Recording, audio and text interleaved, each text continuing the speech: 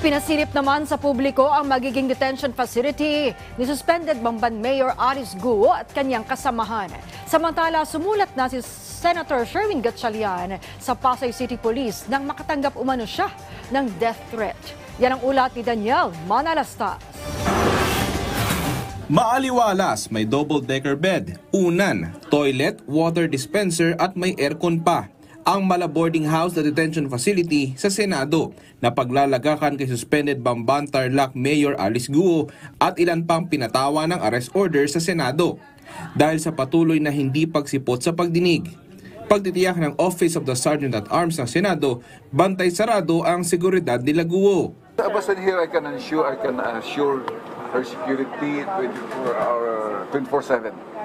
I've done it before. I was commander before, and I assured the people within my area of responsibility that they're safe. Pero sabi ni retired Lieutenant General Roberto Ancan, dapat sundin ni Guo at kasama niya ang mga alituntuning ipatutupad. As of now,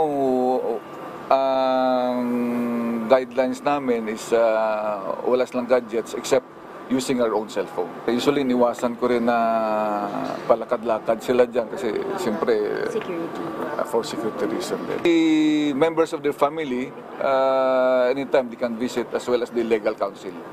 Sa friends, visiting hours lang. Wala pa rin ni anino ni Guo, pero kumpiyansa si Senator Sherwin Gatchalian na nasa Pilipinas pa rin ang alkalde. Maliban na lang daw kung pumuslit siya sa backdoor.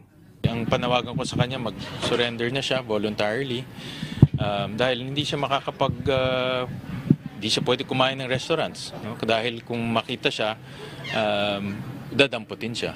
Hindi siya makakalabas ng bahay niya at hindi siya pwede mag-malling. Kanina natalakay din sa pagdinig ng Senate Committee on Ways and Means ang usapin ng Pogo. We support the passage of legislative measures that would outlaw and criminalize illegal POGO operations and thereby totally ban such POGOs and IGLs in the country. And we have seen the extent of criminal activities being conducted in some of the IGLs and POGO facilities, particularly human trafficking, cyber fraud, prostitution, etc., which to us has become a very serious national concern. Pero kung tatanungin ang PAGCOR, ako po is to still regulate. Pero hindi ko po pinangunahan ng Kongreso, ang Senado at ang Pangulo ng Pilipinas. Sa akin po, napatunayan ko na nabawasan natin at tinanggal natin ng lisensya yung mga illegal at yung hindi karapat-dapat. Samantala, lumiyam si Senator Gatchalian sa Pasay City Police matapos makatanggap umano ng death threats. Tingin ni Gatchalian, ito ay dahil sa kanyang pagiging aktibo sa investigasyon ng Pogo na nauugnay daw kay Guo. Sinubukan kunin ng PTV News ang panig ni Guo, subalit wala pa rin itong tugon. Daniel Manalastas para sa Pambansang TV sa Bagong Pilipinas.